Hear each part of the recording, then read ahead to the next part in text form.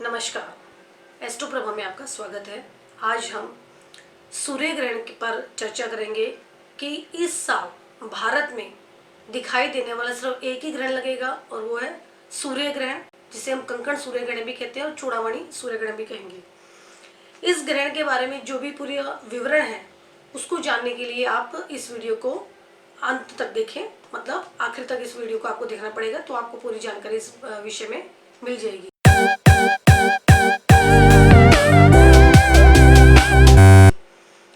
2020 में 21 जून रविवार के दिन, अमावस्या के दिन यह ग्रहण लगेगा, कंकण सूर्य ग्रहण। और जो अगर हम हिंदू महीनों की बात करें तो आषाढ़ की ये अमावस्या पड़ेगी। ये जो ग्रहण है ये सुबह शुरू हो जाएगा और कम से कम पौने 6 घंटे के तकरीबन ये जो हमारा ग्रहण है सूर्य ग्रहण वो चलेगा। इस ग्रहण की में खास कुछ नहीं कर सकते हम लोग, क्योंकि कहीं बाहर तो, घर से बाहर तो जाना नहीं है। तो जो भी टाइमिंग रहेगी सूर्य ग्रहण की, उस टाइमिंग में आपको घर बैठकर ही स्नान करना है, शुरू होने से पहले, ग्रहण के बाद।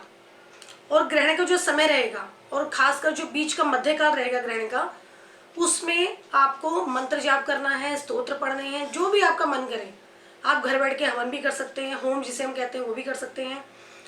और इस ग्रहण में, जैसा कि बाकी सब ग्रहणों के अंदर भी होता है, कि जो गर्भवती महिलाएं होती हैं, जो प्रेग्नेंट लेडीज हैं, उनको किसी भी तरह का कोई भी काटने का काम नहीं करना है। मतलब चाकू और छुरी या फिर कैंची आदि, या ब्लेड है, या फिर नेल्स काटने का जो नेल कटर है, वो काटने वाली कोई भी चीज़ हाथ में नहीं लेनी है। जैसे आग के सामने जो काम करना है वो नहीं करना है, क्योंकि तकरीबन पौने 6 घंटे का ग्रहण है, तो वो सब आपको नहीं करना है। वो पहले से ही करके रखें आप। पापड़ सेकना, आग पे खाना बनाना, वो सब नहीं करना है। तो इन सब चीज़ों को जो गर्भवती महिलाएं हैं वो नहीं करेंगी। और जो बीमार आदमी हैं, जो बीमार हैं और काफ़ी समय से वो परेशान है, बीमारी से छुटकारा नहीं मिल रहा है, तो इस ग्रहण के समय में वो महामृत्युंजय मंत्र का जो जाप है उनको वो करते रहना चाहिए।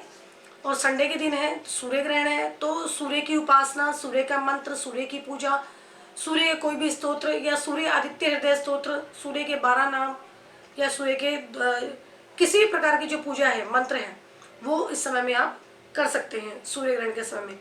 बीमार व्यक्तियों के लिए कोई नियम नहीं है खाने का। वैसे तो इसका सुप्तक जो काफ़ी पहले ही शुरू हो जाता है। अगर सुबह ग्रहण शुरू हुआ तो 4 घंटे पहले मान लीजिए इसका सुप्तक शुरू हो जाएगा। तो बाकी सब जो स्वस्थ व्यक्ति है उनके लिए सारे नियम लागू होंगे कि ग्रहण के समय में खाना नहीं होता है। लेकिन जो बीमार आदमी है, जिसे दवाई लेनी है, वो खाना खा सकता है, उसके लिए कोई भी किसी भी तरह का नियम लागू नहीं होगा। जो गर्भवती महिलाएं हैं वो भी खाना खा सकती हैं, उनके भी कोई नियम किसी तरह का लागू नहीं होगा। सिर्फ काटना और चीरने वाली चीज़ें उन्हें नहीं करनी है। इस ग्रहण की जो डिटेल है वो मैं टाइमिंग वगैरह आपको, पंचांग में जो डिटेल दी हुई है भारतीय मानक अनुसार, मतलब भारतीय समय के अनुसार जो टाइमिंग है, जो मैं आपको बता रही हूँ भारतीय स्टैंडर्ड के अकॉर्डिंग, वो मैं आपको बता रही हूँ कि पंचांग में जो इसका टाइमिंग दिया हुआ है, ग्रहण का जो प्रारंभ है, शुरुआत है, वो सुबह 9:15 से शुरुआत होगी। और कंकण का जो प्रारंभ है, जो कंकण, उसकी जो आकृति है, गोलाकार कंकण आकृति, वो जो हमें दिखाई देगी वो सुबह 10:17 से दिखाई देगी। और परम ग्रास, जो बिल्कुल परम ग्रास का जो समय होता है, मध्यकाल जो होता है ग्रहण का, पूरा पीक का जो टाइम होता है, वो दिन में दोपहर में 12:10 पर होगा, जो मध्यकाल है। कंकण की समाप्ति, जो कंकण आकृति उसकी दिखाई देगी सूर्य की, उसका जो समाप्ति है वो दिन में 2:02 पर होगी। और ग्रहण की पूरी समाप्ति, पूरा जो ग्रहण समाप्त होगा वो शाम 3:04 पर समाप्त होगा। तो ये जो टाइमिंग है वो भारतीय स्टैंडर्ड टाइम के अकॉर्डिंग है, मतलब भारतीय मानक समय के अनुसार है। ये जो ग्रहण की जो पूरी अवधि है, मतलब पूरी जो टाइमिंग है, वो 5:48 तक ये ग्रहण जो है वो देखा जा सकेगा। मतलब पूरे लगभग 6 घंटे के करीब हो गया, 12 मिनट कम हो गए 6 घंटे के अंदर। ग्रहण के समय बीमार आदमियों के लिए एक स्पेशल एक उपाय किया जाता है, जिसका जो हमारे वेबसाइट पर है, उसका लिंक मैं आपको डिस्क्रिप्शन में डाल दूंगी। वहां से आप देख सकते हैं कि ग्रहण के समय में कौन सा उपाय एक रोगी के लिए किया जाना चाहिए। उसमें क्या होता है कि भी छाया पात्र मंत्र का दान किया जाता है।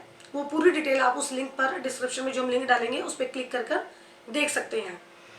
और इसके अलावा आप जो ग्रहण के समय में जो भी पूजा पाठ करना चाहते हैं, जो दान करना चाहते हैं, वो कर सकते हैं। और जो आप दान करते हैं उसे आप रख दीजिए। और आपको लगता है कि मंदिर तो इस समय में खुले नहीं है या कोई परेशानी है, तो जो घर के आसपास में आपके मेड है, के काम करने वाले व्यक्ति हैं, या फिर कोई अगर किसी भी तरह से आपको भिखारी मिल जाता है, या फिर आपके आसपास में जो कूड़ा उठाने वाले जो लोग हैं, क्योंकि कूड़ा उठाने वाला तो आता ही है डेली घर के अंदर, आप ग्रहण का जो दान है उसको दे सकते हैं। क्योंकि पहले के ज़माने में क्या होता था कि जो साफ सफाई का काम करने वाले लोग होते थे, जो घरों में जाके कूड़ा उठाने वाले, जिसे हम जमादार भी कहते थे, उसको वो सारा सामान दान का दे दिया जाता था। तो आप उसी तरह से कर सकते हैं।